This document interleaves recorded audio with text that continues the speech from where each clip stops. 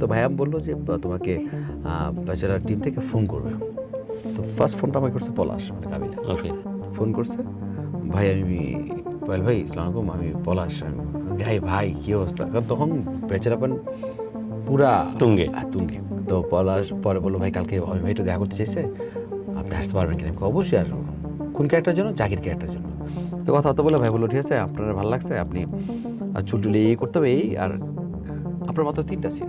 তাই মনে মনে ভাবছি 3টা না, আমাকে অনেক একটা সিকোয়েন্স দেন, আপনি আমাকে 30 সেকেন্ড শুধু স্ক্রিনটা শেয়ার করতে দেন। আমার ভিতরটা হচ্ছে এইটা আর কি, যে সুযোগটা পাইছে 30 সেকেন্ড হোক, আমার 3টা সিন তো অনেক বেশি আলহামদুলিল্লাহ। অনেক ভালো লাগার সাথে সবাইকে স্বাগত জানাচ্ছি আমি বাংলাদেশের প্ল্যাটফর্ম এবং লাভ গুরুর এহতেশামের এই স্টুডিওতে। আমার I am really proud of you. Thank you ভাই, thank you. He is my brother, specially Pavel আমার এলাকার ভাই। এখন বলা কতটুকু সাহসের হবে আমি জানি না। মানে আমার চাঁদপুরের এলাকার না মিরপুরের? মিরপুরের এলাকার ছোট ভাই। আর ও যখন গ্রো করতেছে, নির্দিষ্ট বিরোধীতে মাঝে মাঝে দেখা হয়, আর এরকম মানুষের গ্রো করা দেখে নিজেকে অনেক বেশি শান্তি পায়, অনেক গর্ব হয় যে আমাদের পাভেল আস্তে আস্তে আগায় যাচ্ছে। এটা আমাদের জন্য সত্যি অনেক বেশি প্রাইডের। পাভেল অসম্ভব ভালোবাসা, অসম্ভব স্নেহ, একদম এখান থেকে যায় গুজবাম করতেছে। এই একদম এখান থেকে মহব্বতের সাথে স্বাগত জানাচ্ছি আমার থ্যাংক ইউ। প্ল্যাটফর্মে। তোর ভাইয়ের অফিস, তোর ভাইয়ের স্টুডিও কেমন লাগতেছে? না সুন্দর তো ভাই, সুন্দর। আমি তো জানতাম না এত সুন্দর স্টুডিও আপনাদের। তো মাঝে মাঝে আমিও কিছু প্রোগ্রাম করলাম। আমি আসলেই চাই পাভেল মিরাক্কেল থেকে যে পথ চলা শুরু, ওই সেখান থেকে আজকের তারিখে স্পেশালি বিভিন্ন ক্যারেক্টারিস্টিকের নাম আসছে ঠিকই, বাট পাভেল খুব যত্ন করে মানুষের মনের মধ্যে পৌঁছে গেছে।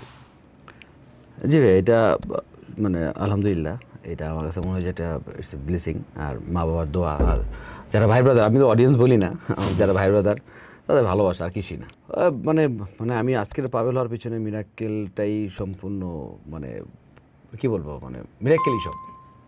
মিরাক্কেলে থাকাকালীন আমার গ্রুমার যারা ছিলেন, অর্ণব দা, সঙ্গীতা, আমাদের শাওন ভাই, ইমন দা, ইস্তেক ভাই, কৃষ্ণ দা, যারা যারা ছিলেন সবাই আসলে মানে পাংচুয়ালিটি যেটা ভাই বলে ভাই, হ্যাঁ ওই শিখছি এখান থেকে ভাই। টাইমলি সব কিছু যাওয়া করা, এবং মানে আমার যেটা ব্রেন আছে, ব্রেনটা যে কাজ করে, এটা মিরাকেলে না গেলে বুঝতাম না ভাই। কিভাবে? মানে একটা বিষয় নিয়ে চিন্তা করা, হ্যাঁ মানে একটা কথা প্রসঙ্গে একটা কথা বলা, কাউন্টার দেয়া কী জিনিস, হ্যাঁ, বা পাঞ্চ লাইন কী জিনিস, এগুলো আর তো ভাই কোনোদিন তো শেখার কথাও না। এটা মিরাকেল না গেলে হইতো না ভাই। সব কিছু মানে আজকের পাভেল হওয়ার পিছনে মিরাকেল। ব্যক্তি মীর কেমন? ওকে আসলে এক্সট্রিমলি ট্যালেন্টেড যেমনটা দেখি আমরা। অবশ্যই ভাই, নাহলে মীর ভাই, মানে মীর ভাইয়ের উপরেই তো পুরো একটা প্রোগ্রাম, একদম। মানে এত বড় একটা শো, এটা মীর ভাইয়ের উপরেই। সো মীর ভাই মানে অন্য লেভেলের। মীর ভাই মানে স্টেজে কখন কি করে, মানে এটা আল্লাহ ছাড়া কি বোঝার কোনো কেউ নাই। মেন অফ স্ক্রিন কি কোনো কথা টথা বলতো আলাদাভাবে? ভয় যেতাম, মানে ভাবতাম যে আসলে মীর ভাই, মানে আমরা তো দেখছি যে মীর ভাই কী জিনিস। মীর কিন্তু তারপরও কিছু সিগনেচার কমিউনিকেশন দেয়, কিছু কিছু মানে হয়তো অফ স্ক্রিনও দেয়, আমি যতটুকু রিসার্চ করে পড়েছি বা জেনেছি। হয়তো দেয়, সেটা আসলে আমি মানে আনিজি লাগতো, মানে মীর ভাই মানে তো আমাদের কাছে অনেক কিছু। সো এই জন্যই, বা শুভম করতে আমাদের যে একটা যে মানে ভয় যেতাম না, সম্মানের যে ভয়টা, যে ওইটাই আসলে ইয়ে করতাম। বাট আস্তে আস্তে যখন মানে ফাইনালিস্ট হইলাম, তখন শুভঙ্করদা নিজে বসা, স্ক্রিপ্ট নিয়ে বসা, শুভঙ্করদা বললো তুই আর কি কি পারস কো? আমি আর কি পারুম, আর কি পারি, এটা তো বলা যায়। পরে বললাম দাদা আমি এইটা পারি, এইটা পারি। পরে আচ্ছা ঠিক আছে, পরে দাদা পুরোটা স্ক্রিপ্টিং করে দিল। ভালো। স্ক্রিপ্ট কি শুভঙ্কর করতো? না গ্রুমারও তো গ্রুমার টাইম করতো, থাকতো। গ্রুমারও থাকতো, হ্যাঁ অর্ণব দা, সঙ্গীত দা, এটা তো করতোই, কিন্তু ফাইনালে সবার সাথে সাথে শুভঙ্কর তো আলাদাভাবে বসছে আর কি। ওকে, বাট মিরাক্কেল দেন পরবর্তীতে নাটকে বাংলাদেশে বিভিন্ন জায়গাতে ইনভলভ হওয়া এবং সেই সাথে স্ট্যান্ড আপ কমেডির সাথে দারুণভাবে যুক্ত হয়ে যাওয়া, অ্যান্ড ফাইনালি ব্যাচেলার্স পয়েন্ট একটা অন্যরকম মাইলেজ নিয়ে আসে আর কি। জাকির ক্যারেক্টারের এই যে ইনভলভমেন্ট, এটা কীভাবে পাবেল? আমার এক বড় ভাই আছে, এই যে ভাইয়ের বাসা হচ্ছে ইস্টার্ন, মানে ইস্টার্ন হাউজিংয়ে। ভাইয়া হচ্ছে রবিন ভাইয়া, আশফাকুর রহমান রবিন ভাইয়া। তো ভাইয়া আমাকে ফার্স্ট ফোন করে যে আমি, ভাইয়া আগে মানে প্রাণে ছিল, প্রাণ ফুটোর না, প্রাণ ফুটোর ব্র্যান্ড ম্যানেজার ছিল ভাইয়া রবিন ভাই। তো ভাইয়ার থ্রুতে ভাইয়ার এবং আমি প্রচুর ইভেন্ট করতাম তখন ভাইয়া মিরাকেলটা আসার পরে। আমি অ্যাঙ্কারিং বলেন, স্ট্যান্ড আপ কমেডি বলেন, ভাইয়া আমাকে করে তো সবসময়। ভাইয়া বলতো তুমি অল্প সময় না করে পুরোটাই তুমি অ্যাঙ্কারিং করো। তো আস্তে আস্তে আস্তে ভাইয়ার সাথে ভালো মানে ছোটো ভাই বড় ভাই সম্পর্ক যেটা তৈরি হয়েছে। তারপরে ভাইয়া হঠাৎ করে ফোন করলো, পাবেল তোমাকে না করোনার পরপর তো তোমাকে এর মধ্যে তো ভাই অনেক কাজ করছি, হ্যাঁ, কিন্তু ওই যে অভিনেতা পাভেল বা ওই তকমাটা পাইনি আর কি। তো ভাইয়া বললো যে তোমাকে ব্যাচেলার টিম থেকে ফোন করবে। তো ফার্স্ট ফোনটা আমাকে করছে পলাশ, মানে কাবিলা। ওকে, তখন আমি 11 নম্বরে একটা বিরিয়ানি দোকানে ভাই বিরিয়ানি খেতে বসছি মাত্র। আমি মনে হয় 6 থেকে 7 লক্ষ টাকা দিছি। ফোন করছে, ভাই আমি পায়েল ভাই আসসালামু আলাইকুম, আমি পলাশ। আমি ভাই ভাই কী অবস্থা? কারণ তখন ব্যাচেলার পান পুরা তুঙ্গে। তুঙ্গে। আমি বললাম ভাই কী অবস্থা? এই তো মজা বিষয় হচ্ছে পলাশের আব্বা আমার ফ্যান মিরাকেল, এবং পলাশের আব্বা এখন অবধি পর্যন্ত আমার পুরো নাম ধরে ডাকে মোহাম্মদ সাইদুর রহমান পাভেল বলে। এটা আমার অনেক ভালো লাগে। তো পলাশ পরে বললো ভাই কালকে আমি ভাই একটু দেখা করতে চাইছে, আপনি আসতে পারবেন কিনা? অবশ্যই আসবো। কোন ক্যারেক্টার জন্য? জাকির ক্যারেক্টার জন্য। তো ব্যাচেলার পয়েন্টে এই বজা জাকিরটাকে কেউ দেখে না, কিন্তু শুধু বলে কথায় বলে আসতো। আসে। তা আমার চিন্তা হচ্ছে দেখা করতে যাই, দেখি কী অবস্থা। তো ভাইয়ের সাথে দেখা করতে গেলাম, ঢুকতেই মাজুক ভাইয়ের সাথে দেখা। মাজুক ভাই এই কী অবস্থা? কারণ মাজুক ভাইয়ের সাথে আমি করোনার আগে 19 সালের দিকে মাজুক ভাইয়ের সাথে একটা সিরিয়ালে কাজ করি আমি। তো মাজুক ভাই আমাকে চিনে। চাষিবার সাথে কখনো দেখা হয়নি বা ইউটিউবের কারোর সাথে দেখা হয়নি। সে বললো আপনি মিরাকেলার পাবেল ভাই, তো একটু মিরাকেলার পাবেল না, আমি তো আপনার ফ্যান। তো এই যে এই সাপোর্টগুলো না আর ভালো লাগছে যে অমিবের তখন গেলাম তো ক্যাপ্টেনের কাছে, অমিবের কাছে। অমি ভাই সরি আমি না মিরাকেল দেখিনি। তো ভাই একদম স্ট্রেট ফরওয়ার্ড। তো ওইখান দিয়ে মার্জুক ভাই, চাষি ভাই, পলাশ বলতেছে এই সে হাবি যাবি সব কিছু মিলে কয় বাহ। তো কথা হতো বলে ভাই বললো ঠিক আছে আপনার ভালো লাগছে, আপনি চুল টুলি এই করতে হবে এই, আর আপনার মাত্র 3টা সিন। তাই মনে মনে ভাবছি 3টা না, আমাকে অনেক একটা সিকোয়েন্স দেন, আপনি আমাকে 30 সেকেন্ড শুধু স্ক্রিনটা শেয়ার করতে দেন। আমার ভিতরটা হচ্ছে এইটা আর কি, যে সুযোগটা পাইছে 30 সেকেন্ড হোক, আমার 3টা সিন তো অনেক বেশি আলহামদুলিল্লাহ। আমি রাজি হয়ে গেছি, আমি যেভাবে করবো। করছে 3-4-5 নভেম্বরের আপনি ডেট আছেন? আমি মনে করছি ডেট ফাঁকা নাই, তাও আমি ফাঁকা করবো, এটা আমার দায়িত্ব। সব কিছু ম্যানেজ করলাম, শুটিংয়ে গেলাম। প্রথম দিন আমার কোনো শুট হয়নি। সেকেন্ড ডেতে আমার দোকানে আমাকে ওই যে সবাই যে গাড়ায় আমার মারে, ওই সিকোয়েন্সটা করার পরে ওরা যায় নোয়াখালী, হ্যাঁ ফার্স্ট হ্যাঁ, আমি যাওয়ার পরে ওই সিকোয়েন্সটা করার পরে ভিডিওটা আমি আপনাকে দেখাবো না, পুরো সিকোয়েন্সটা ডান। ভাইয়া মনিটর দেখতেছে, আমি ভাইয়ের পাশে দাঁড়ানো। পুরো সিকোয়েন্সটা শেষ, ভাইয়া পিঠে হাত দিয়ে বললো ওয়েল ডান। তখন আমার ভিতরটা না, আমি তখন মনে হয়েছে যে আমি ঢুকে গেছি ক্যারেক্টার, এখন আর সমস্যা নেই, একদম একটা পাওয়ার পাইলাম আর কি। তো রাতে খাবার টেবিলে ভাই বলতেছে এই আপনার তখন ভাই আমরা আপনি করে কেন জানি, হ্যাঁ পরে তো তুই বা তুমি। তো তখন আমাকে বলতেছে আপনার তো আমার ডেট লাগবে আরও, হ্যাঁ তো আপনার ডেটের কী অবস্থা বা আপনি কী কাজ করতেছেন? ভাই আমার তো টানা 4-5টা সিরিয়াল চলতেছে। তখন আমি পুরো মানে গ্রামীণ নাটক হোক গিয়ে হোক আমি প্রচণ্ড সিরিয়াল টিরিয়াল করতেছি আর কি। কোনো অল্প বাজেটে তখন অনেকে পাই গেছে, অল্প বাজেটে তখন সবাই পাই গেছে। তো ওই সিরিয়াল করতেছি। তো ভাইয়া বলতেছে ও মা তারপরে ডেট পাবো কীভাবে? আমি ভাই এটা কোনো সমস্যা নাই, ডেট পাওয়া যাবে ইনশাল্লাহ, ডেট আমি করবো।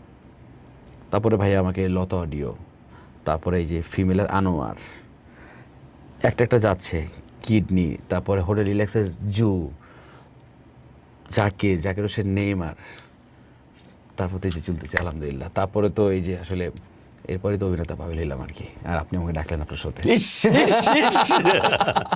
পাবলি আমার যতদূর মনে হয় যে ব্যাচেলার্স পয়েন্টের বেশিরভাগই শুধু প্লটিং করা থাকে, স্ক্রিপ্টেড হওয়ার কথা তো না। ওখানে কি র্যান্ডমলি অনেক কিছু ঘটে যায়? না ভাইয়া তো স্ক্রিপ্ট করেই, একদম ডিটেইলড স্ক্রিপ্ট থাকে করে, কিন্তু সিচুয়েশন না অনেক কিছু চেঞ্জ করে ফেলে ভাইয়া দেখে তাই মনে হয়। হ্যাঁ ভাইয়া ধরেন স্ক্রিপ্ট নিয়ে গেলো, সব কিছু ঠিক আছে, হঠাৎ মনে হলো যে পাবেলকে আমি এই গ্লাসে পানি খাওয়াবো না, এই গ্লাসে পাবেলকে আমি ধরেন যে বললো যে তুমি এক্সপ্রেশন দেবে, তুমি কেরোসিন খাচ্ছ, মানে হঠাৎ করে আবার কেরোসিন, এই ভাইয়া হঠাৎ করে ইম্প্রোভাইজেশন, হঠাৎ করে এইটা মানে হেভি ট্যালেন্ট মানুষ, একটা গড গিফটেড মানুষ। যখন অফিস স্ক্রিন আড্ডাবাজি হয় সবচেয়ে কে বেশি মাথায় রাখে? কেউ করে ছাড় দেয় না ভাই, আমি তো দুষ্টামি জানি। ওখানে কি শুরু হয় পচানি? মানে ওইখানে ভাইয়া আসলে কেউ করে ছাড় দেয় না। ধরেন যে ওইখানে আজই ভাইয়া মানে একটা প্রোগ্রামে অলরেডি আমি যদি বলি আমি খুব ভদ্র থাকি, এটা ভুল হবে। এবং অলরেডি একটা প্রোগ্রামে আমি ভাই নিজে বলছে সবচেয়ে বেশি দুষ্ট আমি নাকি জানি ওখানে আসছিল যে ইন্টারভিউগুলো সবাই দিচ্ছিল। জি ভাইয়া, সবচেয়ে বেশি দুষ্ট আমি করি। হাওয়া ভাই কেমন থাকে, মানে আমাদের চাষি ভাই আর কি? চেষ্টা করে মুড ইয়া থাকার, গম্ভীর রাখার সুযোগটা আমরা দিই না। মাঝে করে চিল আছে, পলাশ তো এমনিও দুষ্ট মাসাল্লাহ, আমার পলাশ তো দুষ্ট আছে আর কি, সবাই দুষ্ট। বাট আমার কেন জানি মনে হয় যে কাবিলা, মানে পলাশের কথা বলতেছি, ও কি একটু বেশি স্ট্রাকচার্ড এরকম? দুষ্টমি তো করে, না ও একটা ইয়ের মধ্যে থাকে মাসাল্লাহ, এটা খুব ও একটা অভ্যাস করে, মানে অভ্যাসে পরিণত করে ফেলছে, একটু রেগুলার ওয়ার্কআউট করা, একটু সব কিছু মানে একটা রুটিনের মধ্যে ও নিজেকে ফেলছে। এবং ও কাজের সময় কাজের বাইরে আসলে আমার আসলে মানে পড়ার সাথে হয়েছে কি, কাজের পর আসলে আমার এতটা মানে মেশা কথা হয়, হ্যাঁ, বাট পলাশ কী করে না করে আসলে ওইটা আসলে দেখা হয় না আমার, ওই জন্য আসলে এত ডিটেলস মানে বললে মিথ্যাই মানে ইনফরমেশন দেওয়া হবে আর কি। ওকে, অন্য বরং আলোচনায় যায়। আমার কাছে এটা খুব বেশি, মানে খুবই বেশি কষ্টের মনে হয় যে পাশের দেশ ভারতে এক কপিল শর্মা কোথায় নিয়ে গেছে স্ট্যান্ড আপ কমেডি এবং কমেডিয়ানদের যে রোল বা তাদের যে প্রেজেন্স, সেটাকে রেমুনারেশনে চিন্তা করলে কিন্তু আকাশ আর পাতাল। এখন চিন্তা করে যে ভাইয়া মানে আমি সরি আমি ইন্টারভিউ করলাম, ধরেন যে এখন সবাই কপিল শর্মা হতে পারবে না, সম্ভব মানলাম। ধরেন এক উদাহরণ দিই, একটা টিভি চ্যানেল থেকে ফোন করছিল, অফার করছিল যে ভাইয়া আমরা কপিল শর্মার মতো একটা শো করবো। ওকে ফাইন, ভালো তো, এটা লাইভ অডিয়েন্স থাকবে, আমরা গেস্টদের সাথে মজা করব, অডিয়েন্স দিবে, মানে এটাই তো হয়, আর তো কি হয়, বা বিভিন্ন ক্যারেক্টার নিয়ে আমরা প্লে করবো, এটাই তো, আমরা তো দাঁড়া যোগ বলবো না। তা বললাম ভাই ওকে ভাই, সুন্দর ভাইয়া, আমরা স্টুডিও নিবো, সব কিছু ঠিক আছে, ওকে ভাইয়া আপনারা একটা টিম থাকবেন, আপনার টিম ওয়াইজ একটা স্ক্রিপ্ট তৈরি করবেন, হ্যাঁ এটা করবেন সেটা করবেন, সব কিছু আপনাদের ঠিক আছে ভাই। আমি কই ভাই তারপরেরটা বলেন, শোনা পার এপিসোড আমরা দেবো 5,000 টাকা করে। কে পার এপিসোড 5,000 টাকা করে? 5,000 মিনস হচ্ছে যে আমরা স্ক্রিপ্ট করবো, পারফরমেন্স করবো, সব কিছু মিলে। তো উনি আবার কপিল শর্মা তো শো করতে চায়, কপিল শর্মা পার এপিসোড মনে হয় না 5 কোটি টাকা, 5 crore নিচ্ছে এখন নেটফ্লিক্সে যেটা যাচ্ছে। আমার মনে হয় উনি ওইটার সাথে মিলাই বলছে 5 কোটি 5,000 মনে মিলাই বলছে, 5-এর মধ্যে রাখছে আর কি। তো আমি বললাম ভাইয়া মানে স্ক্রিপ্ট করতে গেলে তো মানে অনেক টাকা চলে যায় পার এপিসোডে, আবার পারফরমেন্স ওইটা তো আলাদা। আমার মনে হয় যে এটা না করি আর কি। সো আসলে আমরা আমাদেরকে মূল্যায়নটা করতে চাই না ভাই স্ট্যান্ড আপ কমেডির। সমস্যা কোথায় হচ্ছে, ধরেন যে বলে ভাই ওই আমাদের পাশের দেশ, ওদের তো আসলে অনেক স্পন্সর থাকে, সে হাবি থাকে। আমার না কেন জানি মনে হয় স্পন্সরশিপেও কোনো ঝামেলা নাই, যদি বড় বাজেটের কাজ কি এখানে হচ্ছে মানে শুধু আমাদের স্ট্যান্ড আপ কমেডিয়ানদের ক্ষেত্রেই হচ্ছে বাজেট কমে যায়। নাই আর এত দামাদামি করে ভাই, আমার মনে হয় না যে আমার মার সাথে কোথাও গেলে আমার মা তো দামাদামি কারোর সাথে করছে, এত দামাদামি আমাদের সাথে করে যে ভাই এত না একটা। এখন আসলে আমি সত্যি বলি, আপনার প্রোগ্রামের মারফতে বলি, এখন আমি দামাদামি পছন্দই করি না। আপনার যদি হয় আমি ফিক্সড রেট ভাই, নিলে নেবেন, না নিলে না নেন, এটা আপনার যদি মনে হয় যে আপনি অ্যাফোর্ড করতে পারবেন নেবেন, অ্যাফোর্ড করতে না পারলে নেবেন না, তাই না ব্যাপারটা? তারপরে যখন ফোন দেয় ভাই একটু দেখেন না, তখন মনে হয় ওই ধান্দা করার জন্য ফোন দিতেছে, ও তুই 20,000 টাকা কমে বিকে, কোম্পানি 20,000 টাকা কম দিব, ইম্পসিবল। বড় বড় কোম্পানি যখন ডাকে তখন 20,000 টাকা তুই ধান্দা করবি আমার থেকে আরো, এই জন্য কিছু টাকা নেওয়া যায় কিনা না, এইটাই হয় ভাই। এই জন্য আমার মনে হয়েছে যে করবো না, তো ধান্দাও করতে হবে না, যাতে করতে হবে তারে নেই, আমি করবো না প্রোগ্রামটা, আমি আমার ইয়েটা কমাবো না, এই আর কি। তো আমার মনে হয় যে যারা স্ট্যান্ড আপ কমেডিয়ান যারা ভাই ব্রাদার আছেন, আমার মনে হয় আমাদের এক হওয়া উচিত। বেশি জন্য তো প্রয়োজন নয়। রনি যদি থাকে, তুমি যদি থাকো, সজল বা বাকি যারা আছে, কয়েকজন একসাথে হলেই কিন্তু সবাই একজোট হয়ে যাবে। একজোট না, আমার মনে হয় কি আমার একজোট হওয়া না, ধরেন যে আমরা তো আর নির্বাচন করবো না, মানসিক ইসের কথা বলতে, যে একটা টুগেদারনেসের কথা। মানসিকভাবে আমরা সব ঠিক আছে। এখন হয় কি ভাই, সবারই তো চলতে হয়, আমাদের প্রফেশন তো এইটাই, আবার অভিনয় করবো অথবা স্ট্যান্ড আপ কমেডি করবো। হয়তো মনে হচ্ছে যে ঠিক আছে এই মাসে কাম কম হয়েছে, আচ্ছা পরের মাসে 2টা প্রোগ্রাম আসে, এটা অল্পতে করে দিই, কিছু করার থাকে না ভাই, এটা বাধ্য হয়েছি ভাইয়া। এখন হয়তো এখন আমি অভিনয় করে দেখে ভাই আমি আলহামদুলিল্লাহ আমি ভালো আছি, এটা আমি সত্যি বলি। যদি আমি যদি স্ট্যান্ড আপ কমেডির সাথে থাকতাম ভাই, আমি বলতাম ভাই আপনার আমার করে টাকা দেন ভাই, আমি মনে হয় ভাই একদম ফ্রি ফ্র্যাঙ্ক বলি না, মানে আমাদের স্বপ্নগুলো নষ্ট করে কিছু মানুষ ভাই। আমরা যদি চিন্তা করি, আমরা এই যে মানুষগুলো কথা বলেন, এদেরকে নিয়ে যদি যারা বড় বড় বাংলাদেশের বড় বড় কোম্পানি তো আছে ভাই, স্পন্সর তো আছে, এদেরকে নিয়ে যদি বড় সড়ো করে কোনো প্রোগ্রাম যদি রেগুলার আয়োজন করতে পারে, যদি করে ভাই টিভি চ্যানেলগুলো, আই থিঙ্ক আমার মনে হয় না আমরা খারাপ করব। মানে আমরা তো ব্রেনলেস না যে আমরা কিছু পারি না, বা আমাদের স্ক্রিপ্টিং করা বা আমার পারফরমেন্স করা কোনো কিছু খারাপ তো না। নেয় না, করে না, ভাবে যে আমরা কৌতুক অভিনেতা, ভাড়া ওরা কৌতুক করে, ওরা ভাড়ামি করে, ওদের আসলে দিয়ে দাও 2-4-5 হাজার টাকা। এভাবে না মানে তাদের থিঙ্কিং এটা, দাও ওদের, না ওদের 2-4-5 হাজার টাকা 10,000 টাকা দিয়ে দিলে ওরা হয়তো আসবে। না না না না, এটা ভুল। স্ট্যান্ড আপ কমেডিয়ানদের ইন্টারন্যাশনালি যে পরিমাণ ভ্যালু, ওই ভ্যালু আসলে আমরা যদি দিতে পারি ভাইয়া, মানে আমরা অনেক বড় মানে আপনি যে উদাহরণ দিলেন কাপিল শর্মার, আমরা উদাহরণে থাকতে পারি ভাই। আমরা না পারি, আছে ভাই, বাংলাদেশে অনেক ভালো ভালো স্ট্যান্ড আপ কমেডিয়ান আছে ভাই, আছে। পাভেল, এখন পর্যন্ত যে পথ চলা তার মধ্যে সবচেয়ে ভালো লাগার মুহূর্ত কোনটা ছিল? ভালো লাগার মুহূর্ত তো ভাই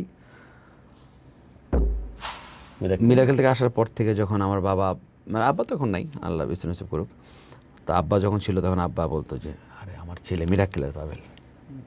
আর আবার আব্বা ধরেন কেউ চিনল না, আব্বা তো হোমিও ডাক্তার ছিল, আবার কলেজে ছিল, জব করতো, তো কোনো মানুষ নাই চিনতে পারে মিরাকেলের পাবেল।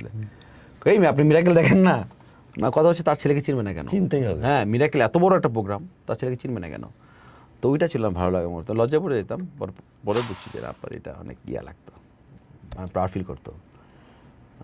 এখন কোন ধরনের কাজ নিয়ে বেশি ব্যস্ত থাকা হচ্ছে? ইভেন্ট, নাটক তো বটেই, নাটকের ব্যস্ততা কেমন? আলহামদুলিল্লাহ ভাই, খুবই ভালো। মানে মানে প্রতিদিন শিফট এরকম চলতেছে? না ভাইয়া, প্রতিদিন তো এটা ভুল কথা হবে যদি আমি বলি ভাই সামনে 2 মাস আমার ডেট নেই, একদম ডিরেক্ট আমি মানে মহাপাপ যেটা, ওইটা আমার উপরে পড়বে।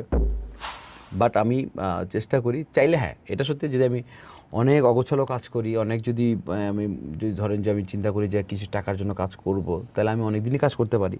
কিন্তু আমার কাছে মনে হয়েছে যে আলহামদুলিল্লাহ আমি ভালো আছি, তো আমি ভালো কাজগুলোই করবো আর কি। ওকে, সিনেমার সাথে ইনভলভমেন্টে তো প্রচুর সুযোগ আসতেছে, কেন হাতছাড়া করতেছো?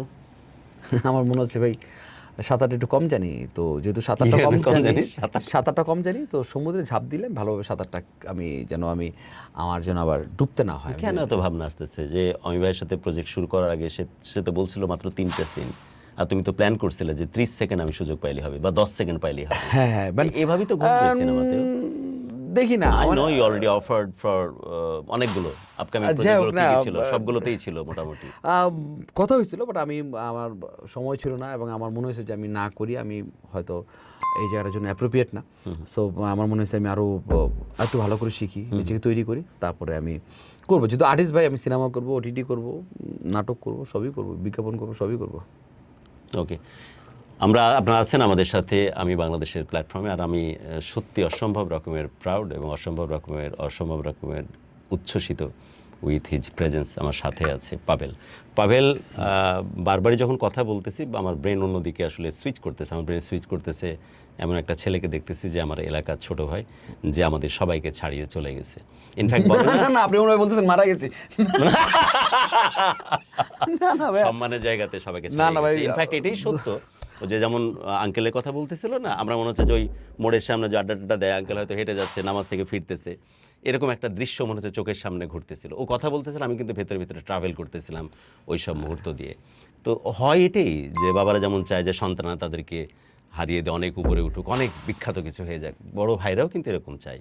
তো সেই জায়গাতে আমরা অনেক বেশি গর্বিত, আমরা অনেক বেশি শান্তি পাই আমাদের পল্লবীর, আমাদের মিরপুরের, আমাদের 12 নম্বরের পাভেল যখন সামনে ভাই। আপনিও তো পল্লবীর, আপনিও মিরপুরের, যখন আমিও জানতে পারছি যে আপনি আমাদের এলাকার বড় ভাই, তো আমারও ভাই সেম ভালো লাগাটা কাজ করছে। অনেক ভালো ভালো কথার মধ্যে একটা অন্য কথা তাহলে, যে হিউমিলেশন হয়েছে কখনো, যে মানুষ যারা বুঝতে পারে না যে what exactly the comic timing card, what exactly the artist like hue, অনেকেই কিন্তু বোঝে না। বাংলাদেশে কিন্তু জিনিসটা বোঝাটা তৈরিও হয়ে ওঠেনি। বাংলাদেশের মানুষ, আমি এটা বলবো না, আমার দেশের মানুষ বা মানুষের কথা পরে বলি, ধরেন আমাদের যারা, ওই যে বললাম ভাইয়া, প্রোগ্রামের কথা, স্পন্সরের কথা, বা যারা আমাদের নিয়ে প্রোগ্রাম অ্যারেঞ্জ করতে চায়, তারাই তো বোঝে না। হ্যাঁ, ইভেন অনেক উপস্থাপক অথবা উপস্থাপিকাও বোঝে না। আমি কথা ঢুকতে চাচ্ছি, তারা তো এমনও গেছে যে আমার নাম বলছে আবু হায়দার পাভেল, আবু হেরা পাভেল। আমাকে রনিকে কি বলছে তাহলে? সাইদুর রহমান রনি বলতে পারে, জানি না, এরকম হয়েছে ভাইয়া। এবং ওই উপস্থাপিকা মনে গেছে একটা প্রোগ্রাম বলছে এখন স্টেজে আসবে কৌতুক অভিনেতা, কৌতুক অভিনেতা। আচ্ছা আচ্ছা, আমি বলতেছি না এটা কৌতুক অভিনেতাকে ছোট করতেছি না, আমার মনে হচ্ছে সে জানেই না যে আমি মিরাকেল করে আসছি, বা আমি। আপনাদের জানা আছে কিনা জানি না, পৃথিবীতে যদি সবচেয়ে টাফেস্ট জব থাকে, শুধুই মানুষকে হাসতে পারাটা, এবং কান্না টান্না না কিন্তু। এবং আমাদের দেশে সবচেয়ে সহজ জিনিস এটা, তাই তাদের মনে হয়। তো বড় বেটিস, সো আমরা চাই যে আমাদের এটা একটা সত্যি, আবার নির্দিষ্ট বিরতিতে যে জায়গাতে দেখতে চাচ্ছি সমস্ত, যেমন বলতেছিল ওটিটি সহ সিনেমা সহ সব জায়গাতে থাকুক, আর আমাদের পাভেল অনেক বড় করে নিজেকে মানে কি ফ্লারিশ করুক। আমাদের পাভেল কিন্তু ভেতর থেকে মানুষ হিসাবে অন্যরকম, শুধু এলাকার ভাইয়ের জন্য বলতেছে না, আমাদের পাভেল কথাটা বলতে আমার ভিতর থেকে ভালো লাগতেছে, কারণ আসলে আমাদের পাভেল এরকম, আমাদের কলিজার ট্রকের এরকম থাকে। অনেক ভালো থাকে, শুধু দোয়া করেন ভাই। থ্যাংক ইউ ভাই, আমরা অনেক ভালো থাকো। থ্যাংক ইউ ভাই। বিদায় নিচ্ছি। আর শেষ মুহূর্তে যদি কিছু বলার থাকে তোর? কিছু নেই ভাই, আমার যারা ভাই বোনেরা আছেন অবশ্যই প্রোগ্রামটা দেখবেন, আর যদি কোনো কথা ভুল বলে থাকি তো ভুল মাফ করে দিবেন, আর যদি ভালো লাগে অবশ্যই প্রোগ্রামের সাথে থাকবেন, ভাইয়ের জন্য দোয়া করবেন, আমার জন্য দোয়া করবেন, কারণ দুইজনেই মিরপুরবাসী, পল্লবীবাসী। এই তো আর কি বলবো ভাই। Take care. থ্যাংক ইউ ভাই, থ্যাংক ইউ।